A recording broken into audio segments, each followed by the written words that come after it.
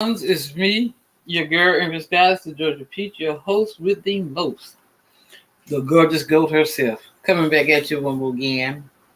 We're gonna get in here with the trial of God. Was he invented? Judging Yahweh, the God of the Bible. All right, my loves. So let's get in there. Y'all know I'm all about all things spiritual. You know, I'm open-minded.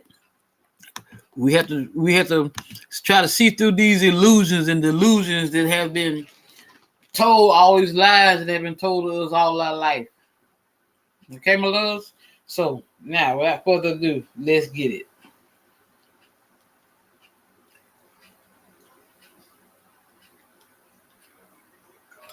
Hold on a minute. Oh, I got to turn my speaker on. I don't got full. I just got back from Longhorns eating me, and I'm a little still kind of get it together here, fellas. Give me just a second. Y'all know how I do it. Hello. Bluetooth.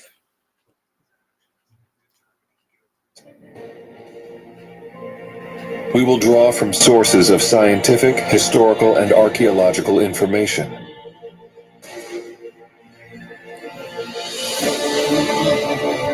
If you fear questioning your deepest truths, I must warn you that this video is not for you.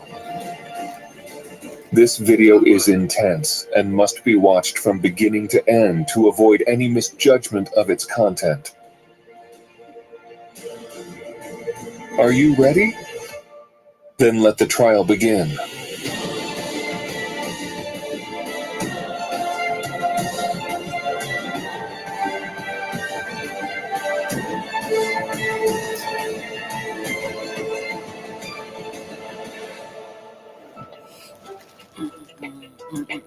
Throughout the ages, we have sought solace and answers in the divine, in the form of the God we find in the sacred scriptures of the Bible.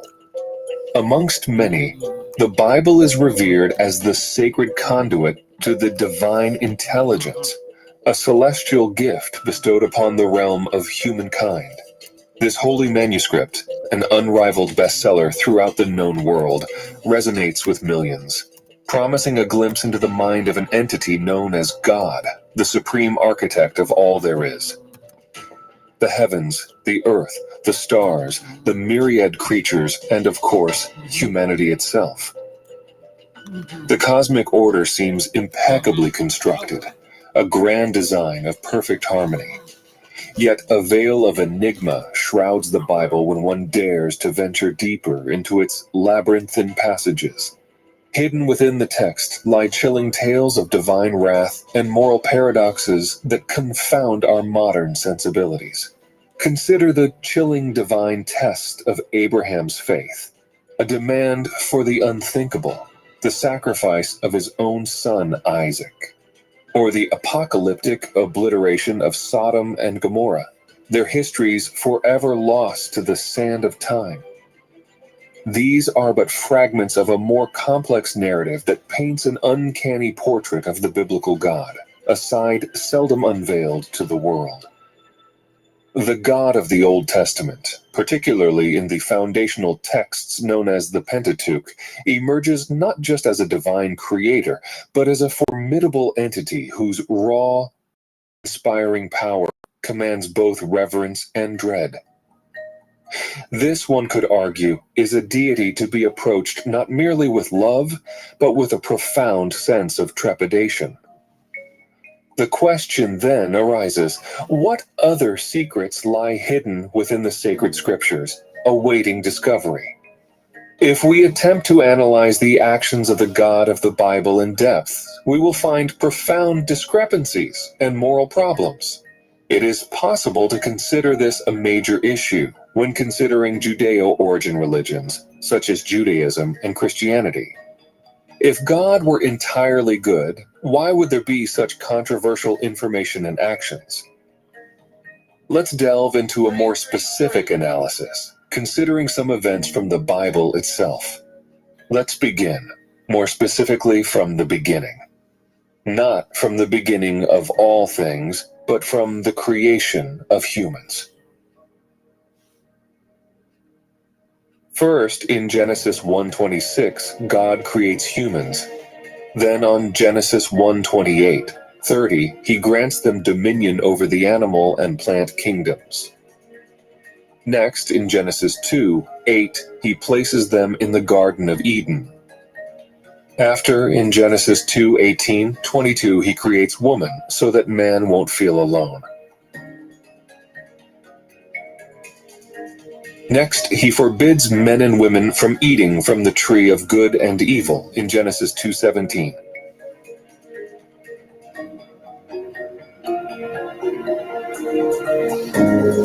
Later, in Genesis 3:8-9, God searched for Adam in Eden, which is surprising because if God knows what goes in man's heart, why would he need to look for him? Afterward, on Genesis 3:11, God doesn't even seem to know that Adam has eaten the fruit of the tree, and he questions Adam about it. Then God punishes Adam and Eve for eating fruits from the forbidden tree on Genesis 3:15-19. Later on, God makes garments for Adam and Eve in Genesis 3:21. Then, God states that man has become like one of them, knowing good and evil, and to prevent man from eating from the tree of life and gaining eternal life, God expels man from the Garden of Eden. This part can be read on Genesis 3:23. In this part we can see something very strange, because we can read that God, one single deity, pronunciates it in plural when states that he, Adam, had become one of them. Finally, in Genesis 3:24, God protects the Garden of Eden from the actions of man. Soon after, God allows Adam and Eve to have children, and thus Cain and Abel are born.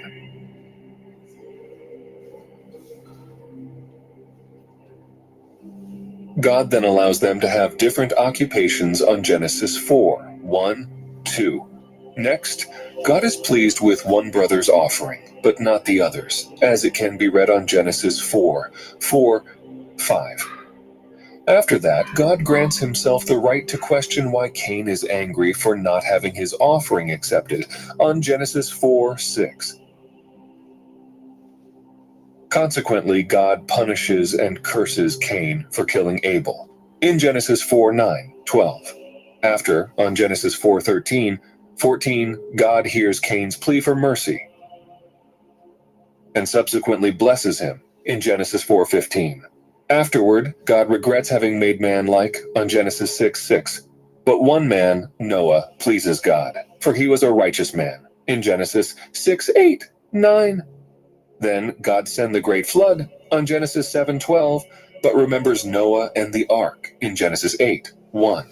In response to the sweet aroma of Noah's offering, God promises in his heart not to curse the earth because of man again in Genesis 8:25. These events demonstrate the contradictory actions of the God presented to us in the Bible as the only God, the creator of the heavens and earth, and provide us a glimpse of a contradictory and problematic deity. But I have to remind you that, obviously, we are not the first to observe these problems. In modern times, we must turn to an individual who has been critically examining this enigma. That person is the renowned biologist and professor, Richard Dawkins. Born in Nairobi, British Kenya, Dawkins has dedicated his life to the pursuit of understanding the complexity of life through the lens of science. As an emeritus fellow of New College, Oxford, and the former professor for public understanding of science in the University of Oxford, Dawkins has built a significant body of work that challenges the concept of divine creation and champions a gene-centered view of evolution. This includes the popularization of the concept of the meme and advocacy for a scientific understanding of our world, in stark contrast to religious dogma. In his controversial work, The God Delusion, Dawkins presents a provocative critique of the deity of the Old Testament. He describes this character as the following. the most unpleasant character in all of fiction, jealous and proud of it, a petty, unjust, unforgiving control freak, a vindictive, bloodthirsty ethnic cleanser, a misogynistic, homophobic, racist, infanticidal, genocidal, filicidal, pestilential, megalomaniacal, sadomasochistic, capriciously malevolent bully.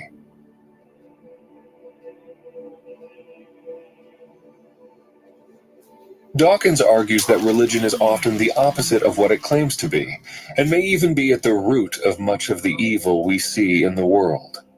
From his childhood in Nairobi, Dawkins was raised in an environment that fostered curiosity in the natural sciences, leading him to question the teachings of the Anglican Church he was brought up in.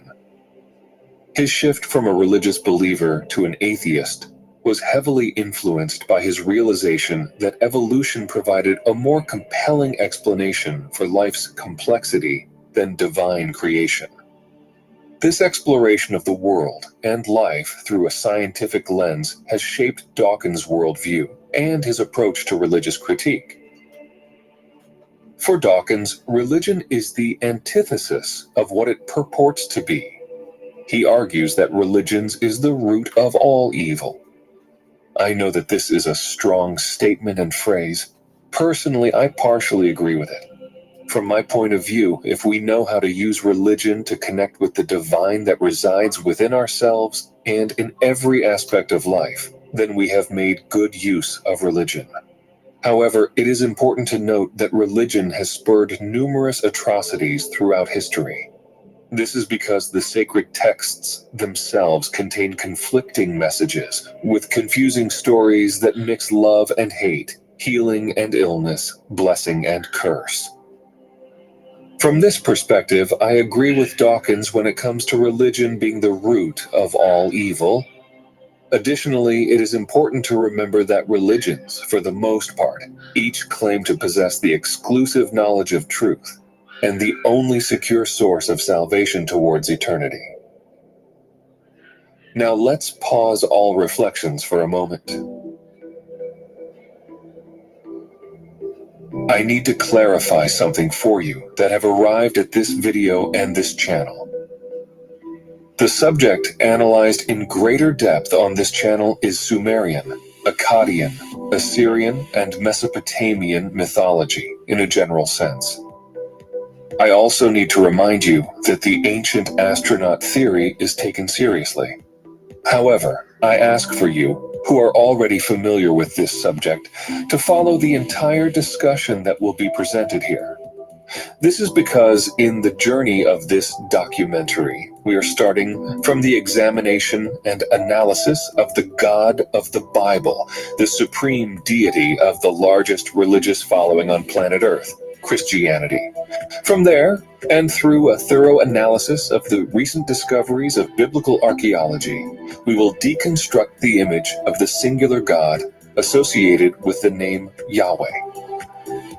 In this sense, I want to make it clear that I, Lucas, the person behind this channel, do not promote or endorse hatred towards any religion.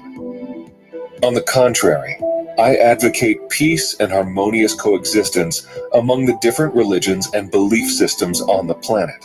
Furthermore, I also advocate for approaching religion and faith not from the blind prism of worshiping sacred and dogmatic scriptures, but from a logical and coherent perspective based on recent historical and archaeological discoveries. It is precisely this approach that will lead us to deconstruct this image and understand that what lies behind the name of the biblical God and the angels of the Old Testament are, in fact, aliens who visited us in our distant and ancient past. Personally, I do believe in God as an energy, a force, a state of consciousness and divine presence that dwells within each of us. And this kind of divine entity does not seem, at least in my personal opinion, to have anything in common with the characteristics of the God presented in the Bible, as he is the result of a misinterpretation of ancient mythologies and scriptures. Furthermore, in this interruption, two important observations are worth noting.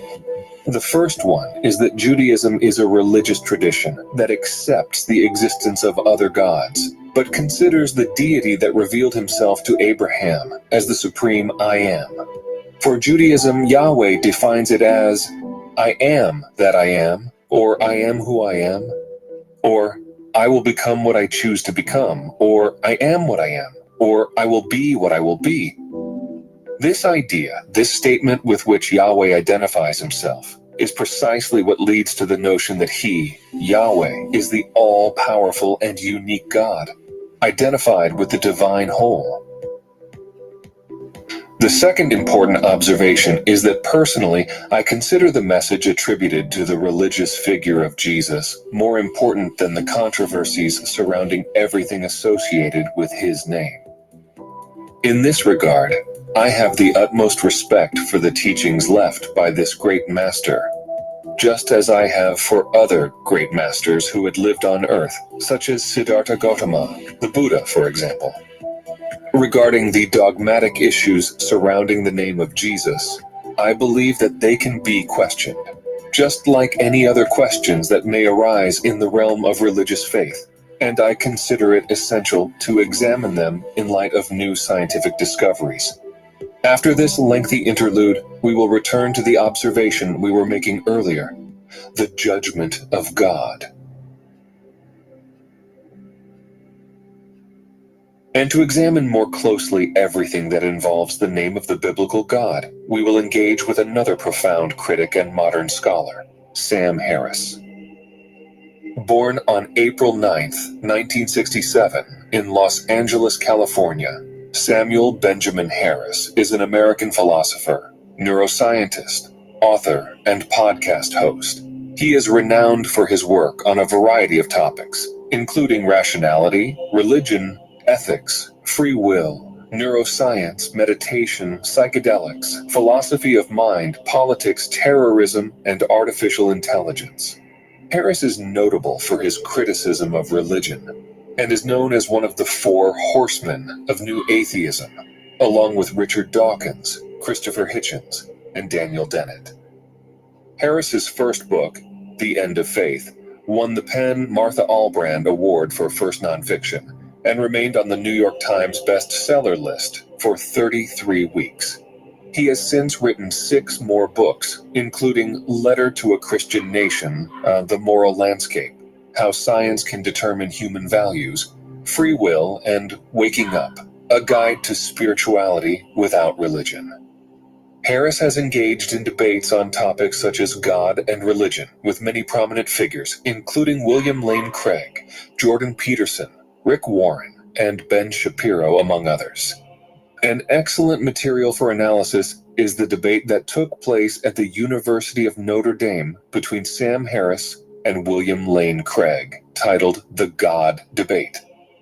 The debate lasts over 2 hours, and the link to watch this debate is provided in the video description. Now, let's examine together an excerpt from Sam Harris's speech in this debate.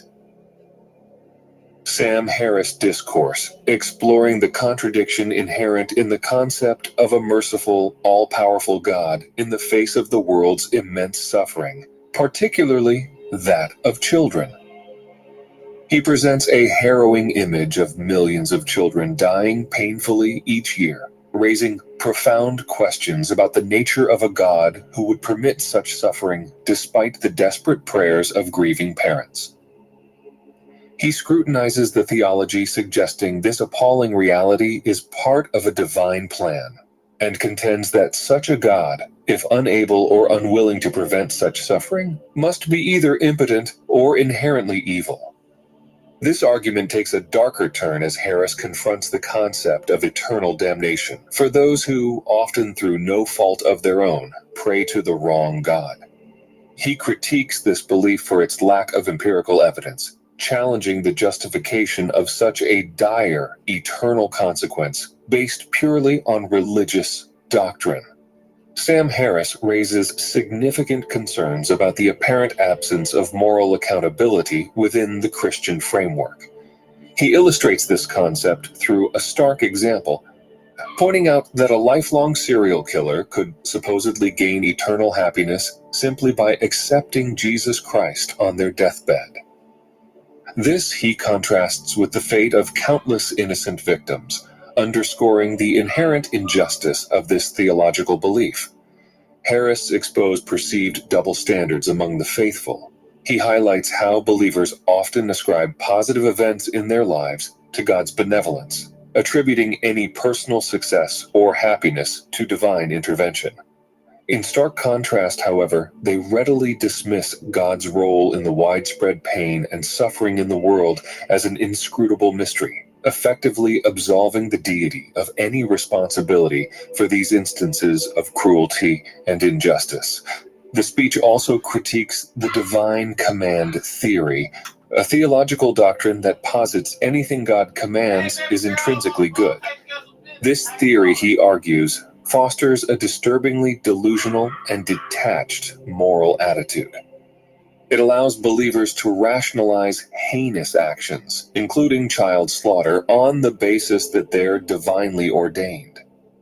This critique highlights Harris's contention that many religious doctrines can be manipulated to justify gross atrocities, further undermining the moral validity of such beliefs. Harris confronts the considerable burden of belief placed on followers by the implausible doctrines of Christianity.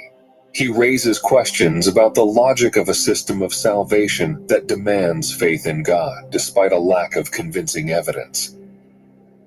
With a critical lens, Harris examines the inherent contradiction in this expectation, especially considering the decline in miraculous interventions as compared to biblical times. Harris goes on to express his disdain for the core tenet of Christianity, which celebrates the sacrifice of Jesus Christ as the ultimate act of divine love. He criticizes this belief as a grotesque celebration of human sacrifice, a moral inversion that fails to consider the implications for the billions who do not subscribe to Christianity. Harris links these religious doctrines to a disturbing history of scientific ignorance and religious barbarism.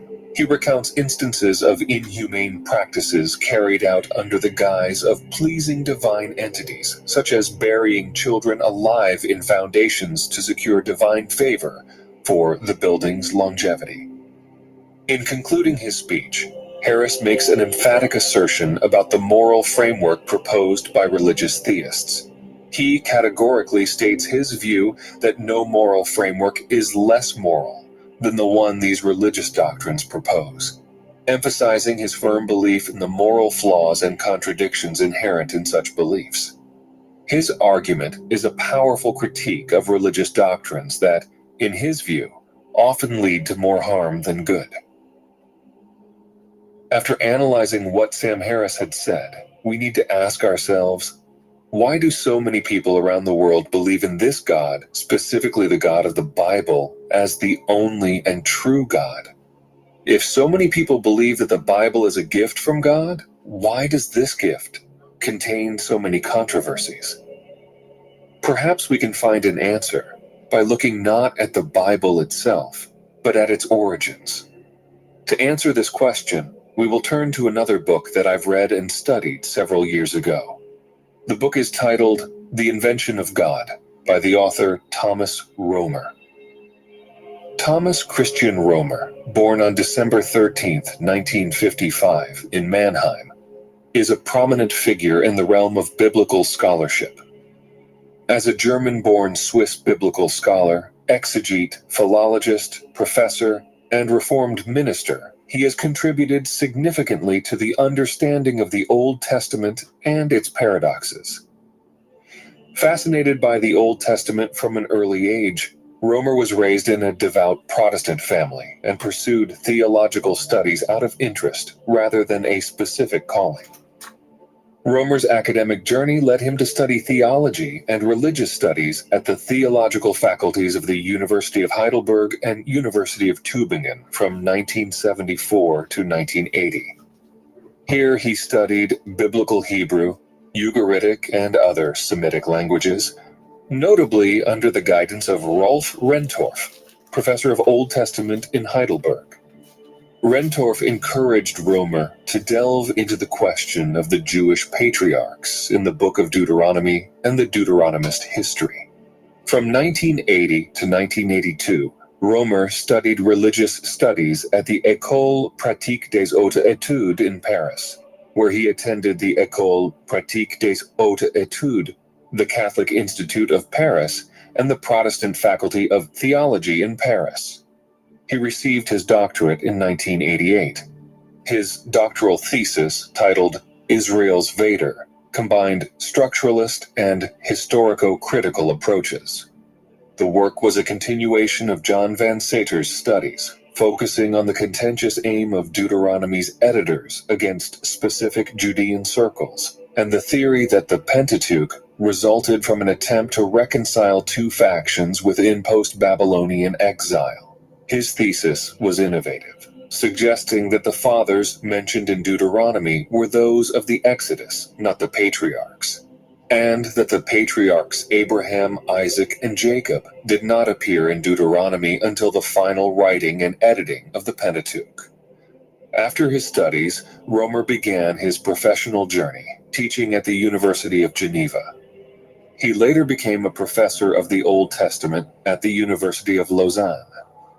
Since 2007, Romer has held the chair Biblical Environments at the Collège de France, a prestigious research establishment in France, where he became an administrator in 2019.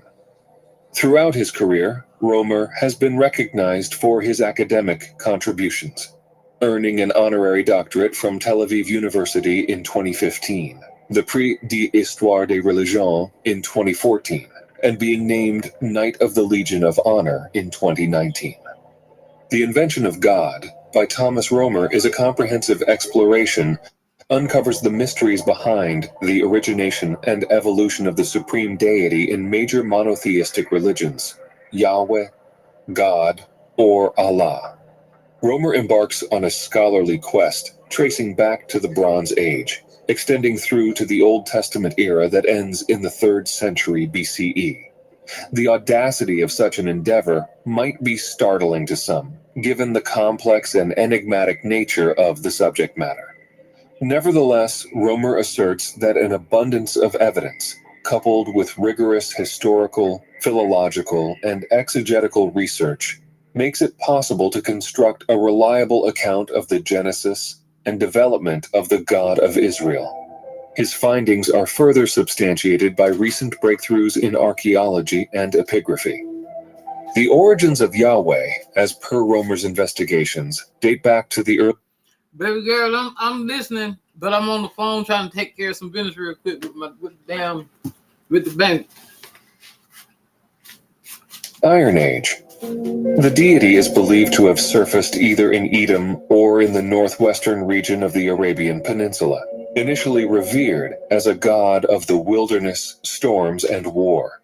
Over time, amidst a tumultuous spiritual landscape, Yahweh ascended to become the sole deity of Israel and Jerusalem.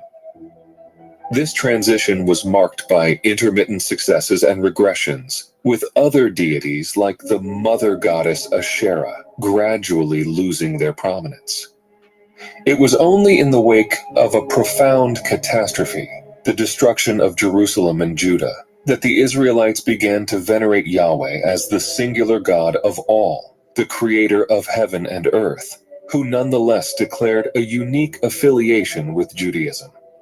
Romer's work, a masterstroke of investigative scholarship and exposition, shines a spotlight on questions of tremendous importance that seldom receive the attention they deserve. His contributions offer enlightening insights into the origins of a deity that has profoundly shaped human culture and history. As one of the world's preeminent experts on the Hebrew Bible, Romer's book, The Invention of God, stands as a testament to his scholarly depth and dedication. On one of the first pages of the book, Romer conveys a very clear piece of information. When we read the Jewish and Christian Bibles, as well as the Quran, we get the impression that this God has always been there, as he is the creator of heaven and earth. But looking closer, we find texts that admit the existence of other gods, as in the story of the conflict between a certain Jephthah, a military leader of an Israelite tribe, and Sicyon, the king of Israel's eastern neighbors, which is reported in the book of Judges. While Judaism, followed by Christianity and Islam, proclaims the unity of a solitary God, reigning alone since eternity over heaven and earth, the Hebrew Bible itself testifies, to those who read it carefully, to its polytheistic roots. In fact, the God of Abraham, referred to by the three religions of the book, each in its own way, was not always unique. Historians and archaeologists are not concerned with the theological and faith implications of the supposed existence of a god. These researchers are interested in the monuments, artifacts, and historical evidence of culture and religion concerning the deities. They categorically state that there was not a single creator god of the heavens and earth as the Bible leads us to believe. They say that Yahweh actually proclaimed himself to be the one true God, usurping the reverence entrusted to other gods. It is well known that the Bible is far from being an original set of books, the result of a miraculous revelation from the mystery of existence. Today, historians and archaeologists understand the Bible differently. The world's most famous set of books is actually a compilation of several other records older than the Bible itself. Serious scholars from all over the world argue that other gods were worshipped in the regions where Yahweh was revered. They claim that the veneration of other gods was gradually prohibited and replaced by the worship of Yahweh, a self-proclaimed one true God. When we look at Yahweh and the Bible, not as a sacred narrative, but as a historical testament of religion, we can see that the Bible itself provides faithful testimony that Yahweh declared himself the one true God. Yahweh sought to diminish the attention given to other gods, even threatening all those who would challenge his power as the one true God and choose to worship other deities. But how could other gods exist? Was there a culture before the Bible where a contact with the gods could be traced? And the answer to this question is yes, there is. In 1849, an archaeologist and historian known as Sir Austen Henry Layard began excavations in the region that is now present-day Iraq. His expeditions were funded by the British Museum, reflecting the British interest in the cultural and historical treasures of the Near East during the Victorian era. At the time of the excavation, Nineveh, located in present-day Mosul, Iraq, was an uncharted archaeological site. Layard made a startling discovery, an entire library that was believed to have belonged to King Ashurbanipal II, containing around 30,000 to 40,000 clay tablets. The ruins of Nineveh were situated on two main mounds, Kuyunjik and Nebi Yunus. Kuyunjik, where the library was discovered, is the larger of the two. Layard, and later his assistant Hormuzd Rassam, found a large number of rooms filled with clay tablets. These tablets, upon later examination, turned out to be the royal library of King Ashurbanipal, the last great king of the Neo-Assyrian Empire. The discovery of the Library of Nineveh provided an unprecedented wealth of knowledge about the ancient world. The library contained a wide range of texts, from legal codes and administrative documents to literary works and scholarly treatises. Among the literary works were the Epic of Gilgamesh and the Epic of Creation, both foundational texts of Mesopotamian culture. The library's content reveals the scholarly interests of Ashurbanipal, who was unusual among ancient rulers for his interest in literature and his ability to read and write Akkadian and Sumerian, the languages of the tablets. These clay tablets... Well, I've been telling y'all for how long that it's all about symbolism, allegory. That's all it is. That's what the Bible is veiled in.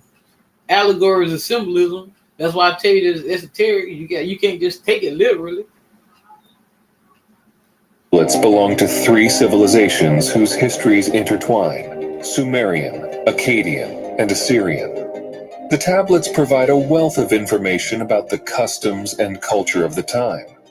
Among the tablets, there are documents on trade, laws, daily life, astronomy, mathematics, mythology, and religion. The clay tablets themselves are remarkable artifacts. Crafted from wet clay and inscribed with a stylus, they were then baked or left to dry in the sun. This technique preserved the tablets for millennia, enabling modern scholars to decipher and understand the complex societies of ancient Mesopotamia. The discoveries at Nineveh sparked a surge of interest in Assyriology, the study of the ancient Assyrian civilization, its language, history, and culture. The clay tablets from the Library of Nineveh are considered one of the greatest archaeological finds of all time, providing unparalleled insights into the civilizations of the ancient Near East. This vast collection of content became known as the Library of Nineveh. It is within the tablets of the Library of Nineveh that we find the most exciting discovery. The first civilization in human history worshipped not a single god, but a pantheon of deities known as Anunnaki. These Anunnaki are a group of revered gods. Even in the Ten Commandments, at the end, where he said, "As for me and my house, we shall worship Yahweh." Right? So they're telling you then that there was more than one entity, more than one entity. So why would they say, "As for me and my house, we should worship Yahweh," if it was just one singular God or one singular entity? Goddesses by the Mesopotamian civilization, the Sumerians, Akkadians, and Assyrians. The Anunnaki are popularly known as those who from heaven came to earth. They are often referred to as ancient astronauts or extraterrestrial beings. An exponent and expert on this topic is Zecharia Sitchin. According to Sitchin's books, the Anunnaki are said to have first come to Earth 450,000 years ago. The Earth Chronicles series, written by Zecharia Sitchin, offers a fascinating exploration into ancient Sumerian cosmology, suggesting a radical interpretation of humanity's ancient past. Sitchin's series includes the book The Lost Book of Enki, which presents the narrative through the perspective of Enki, an Anunnaki deity. This work elaborates on the Anunnaki's supposed influence on the development of human civilization, their technological prowess, and their interactions with humanity. The book is a riveting. And for those, because I've always been into, to the comics and the, comic books and everything, like the Transformers and all. They tell you all this stuff in those movies. Like Thor with the hammer. He had a brother named Enki. Okay? Can't make this shit up. Where else would they get that name from?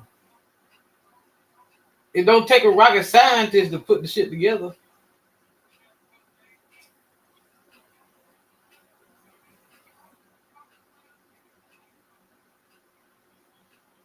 The book is a riveting exploration of these ancient tales, diving deep into the purported history of these alien visitors, their hierarchies, and their interactions with human beings.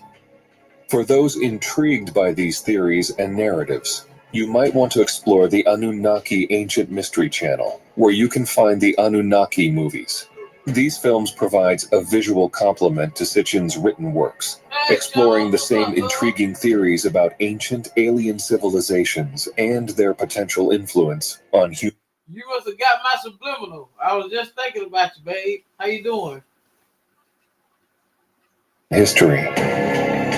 However, scholars argue that the correct definition of the term Anunnaki is the offspring of the princely ones, the descendants or children of the god Anu.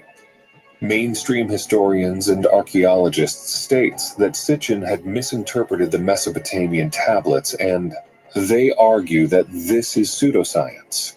Traditional science states that Anu is the Akkadian name for the god An, who is the supreme deity of Sumerian culture.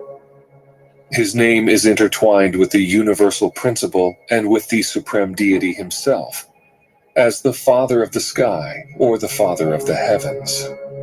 Anu is symbolized as a single star, and surprisingly, through the Maltese cross. According to the Sumerians, Akkadians, and Assyrians, these gods, the Anunnaki, are the creators of human beings. The records on the Mesopotamian tablets tell a story that intertwines with that of the Holy Bible, but they provide a much more comprehensive version. The tablets from the Library of Nineveh state that human beings were created by the Anunnaki to replace the heavy labor performed by the lesser gods known as EqG.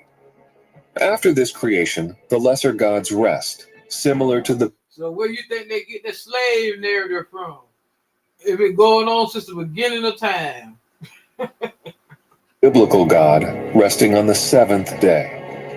The Bible, specifically in Genesis 1:26, states, "Let us make humankind in our image according to our likeness." This phrase has long been the subject of extensive interpretations, debates, and speculations among theologians, scholars, and enthusiasts alike.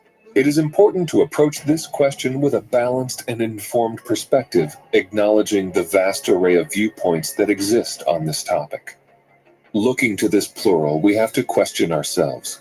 Is this a clue to understand the bigger picture? Is there a connection between the biblical God and... Y'all ain't no good for nothing. I'm just laying here in my bed, full as a tick. I don't eat me a sweet potato, some macaroni and cheese, some shrimp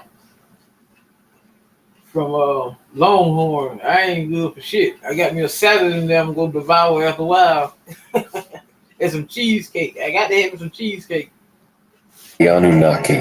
Could we attribute the creation described in the Bible to the Anunnaki gods, those beings revered by the Babylonians?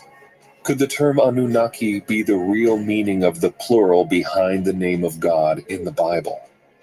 It is important to note that the Mesopotamian tablets and the biblical accounts belong to different cultural and religious traditions. While there may be some similarity... You came out the clouds then, huh? I was thinking about your ass a while ago too, baby girl. How you doing? in the creation narrative... Yeah, it better be good. That shit costs $10 just for a piece of cheesecake. $10 damn for a piece of cheesecake. Ain't that some shit?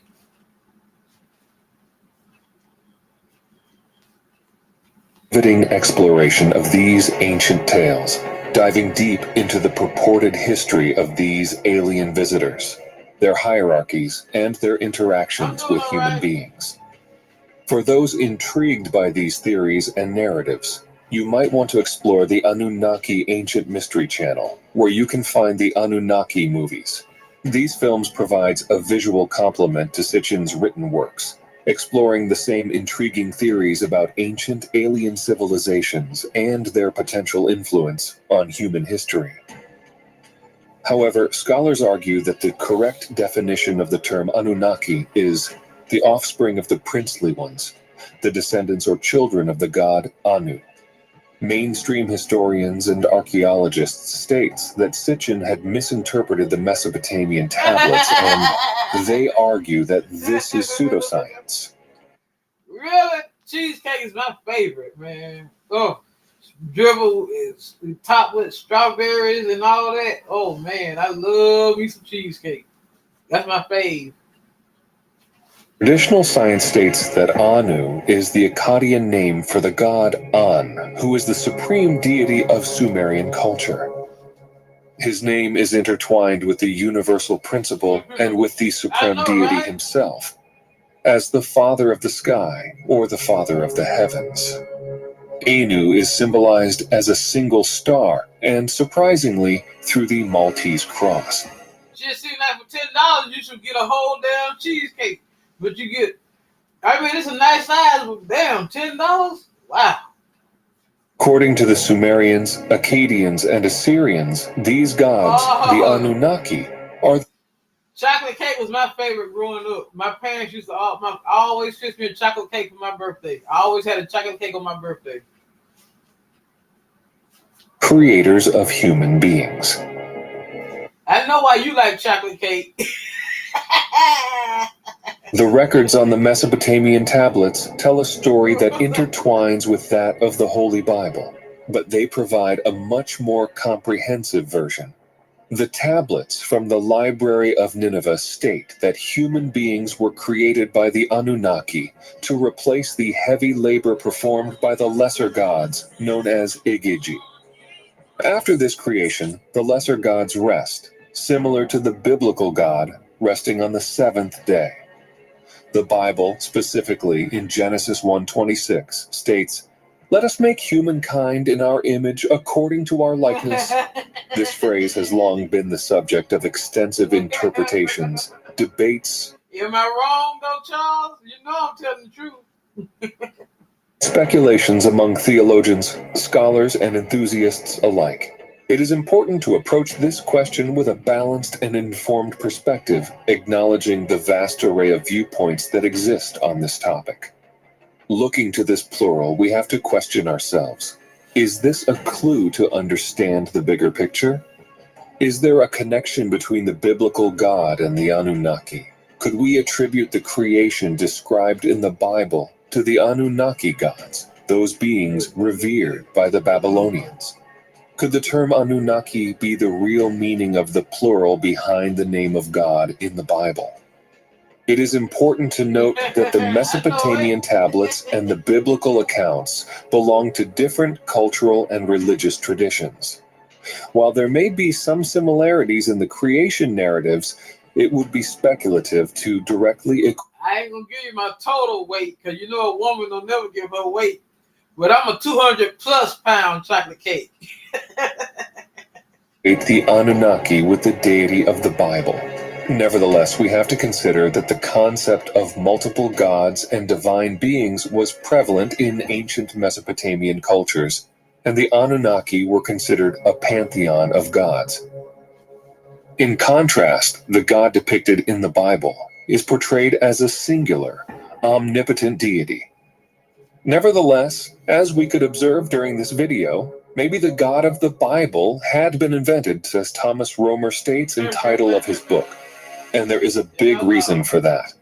The patriarch of the monotheistic religions, Abraham, is traditionally understood to have been a citizen of the city of Ur in ancient Sumeria, a bustling metropolis that was one of the first cities in the world and a cradle of human civilization. Ur was an important Sumerian city-state in ancient Mesopotamia, located in the present-day Dikar province in southern Iraq.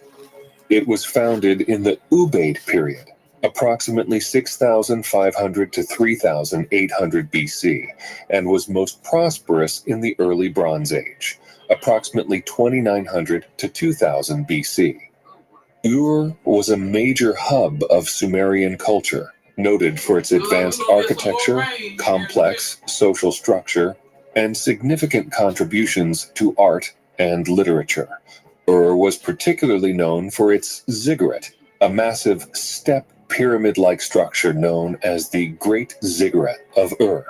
The ziggurat was dedicated to the moon god Nana, also known as Sin, the patron deity of Ur.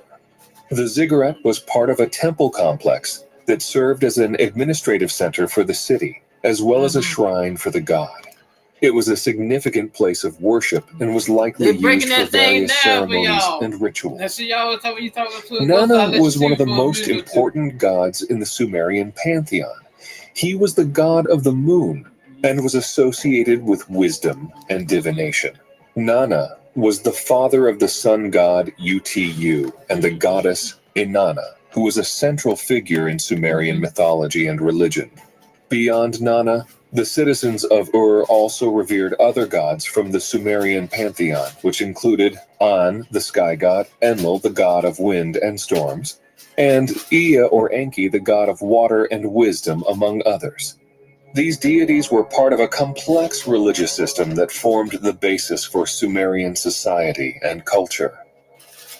Abraham lived in Ur, and his life would have been shaped by a rich tapestry of Sumerian culture, traditions, and religion, which were suffused with numerous myths and legends. These myths. I showed myself last night. Several times last night. You just wasn't here. So that was your loss, right?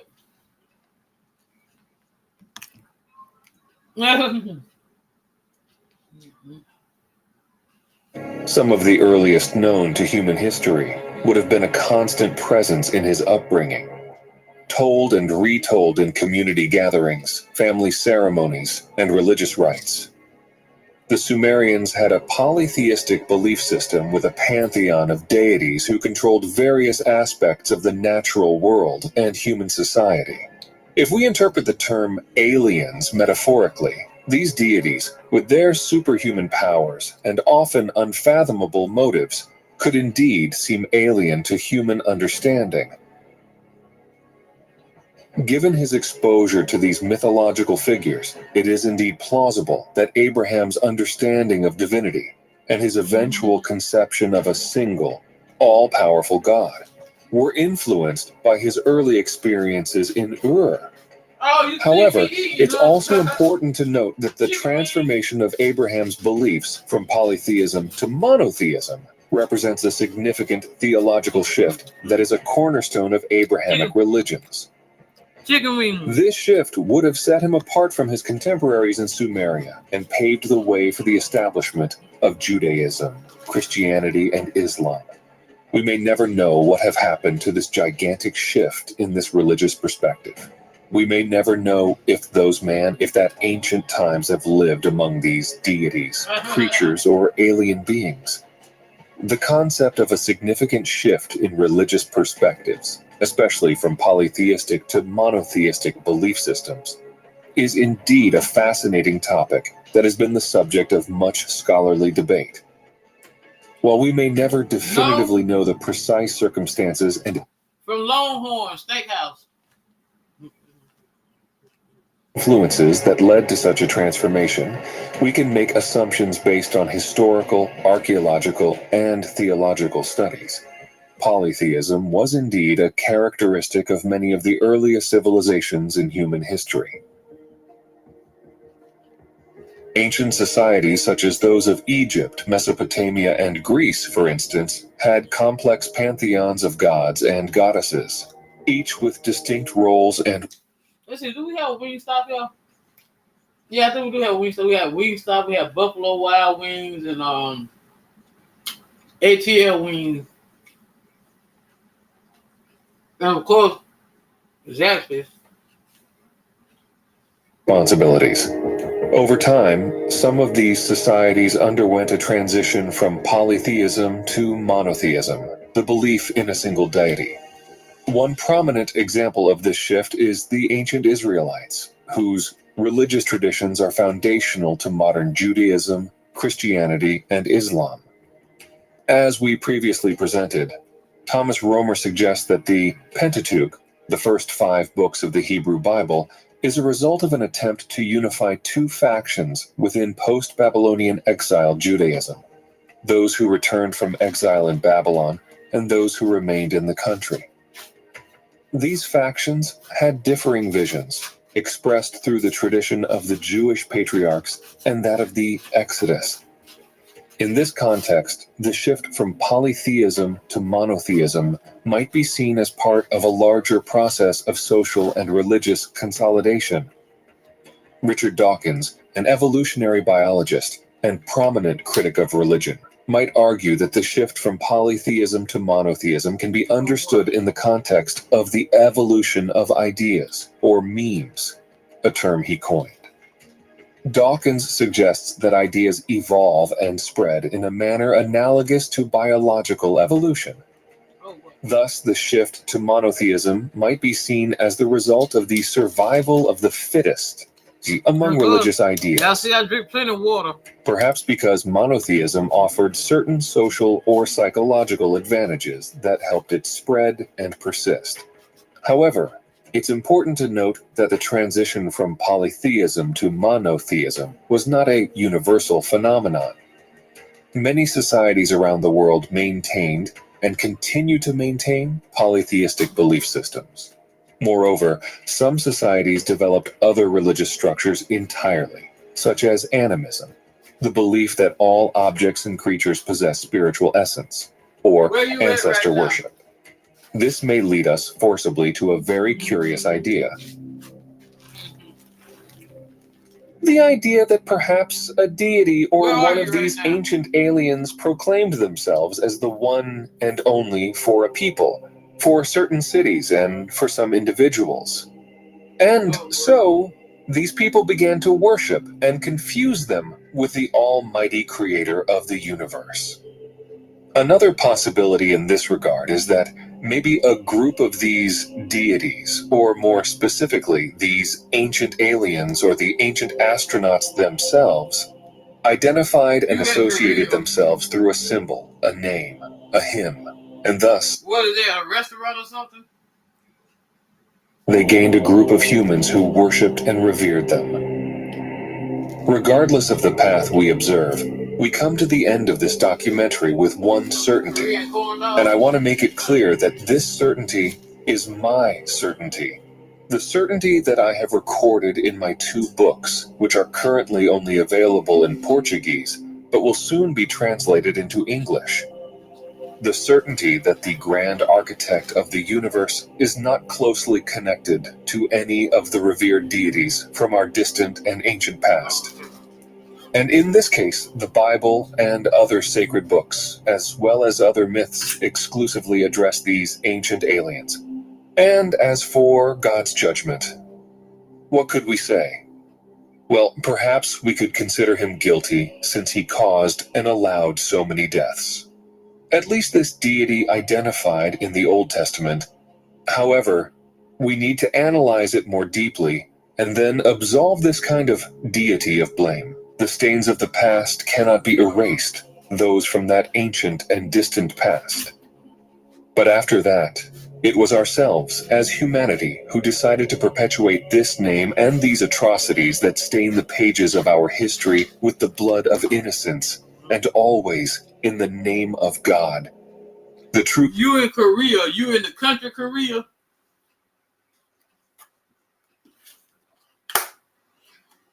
So I got my salad here for later on. Hold on a second, if I can get it open.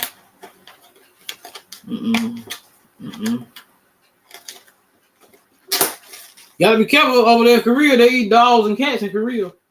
When my brother was stationed in Korea, he sent us a picture when I was about 5 years old. They were cooking cats and dogs over there in barrel. There's my salad right there. I eat that after a while. Now this is damn cheesecake here.